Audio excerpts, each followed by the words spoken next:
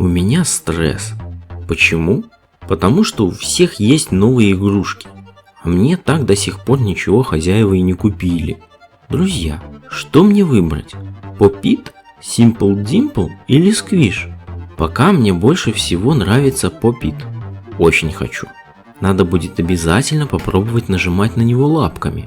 Все-таки столь любимая людьми пузырчатая пленка для меня не вариант. Почему? Все очень просто. Пупырышки слишком мелкие, а я кот довольно крупный.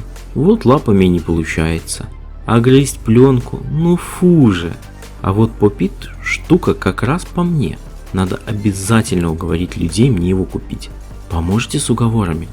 Так, что там еще? Simple Dimple. А вот это вроде бы не по мне. Штука похожая на Pop-It, вот только там пупырышек всего пару штук. Ну камон, это же просто несерьезно. Где простор для кота? А вот Squish штука странная. Почему? Да потому что это жмякательная, а для кота еще и кусательная штука. Но лапами особо не нажмякать, а зубами я не грызу все подряд, фу. Говорят, у таких игрушек даже есть эффект памяти, и какое-то время после жмякания они не возвращаются в стандартную форму. Ну и флагом в руки, пусть не возвращаются, кот здесь при чем? А у вас уже есть такие игрушки? Расскажите, какие и во что вы с ними играете. А я пойду, пожалуй, хозяев своих доставать, а то совсем уже офигели.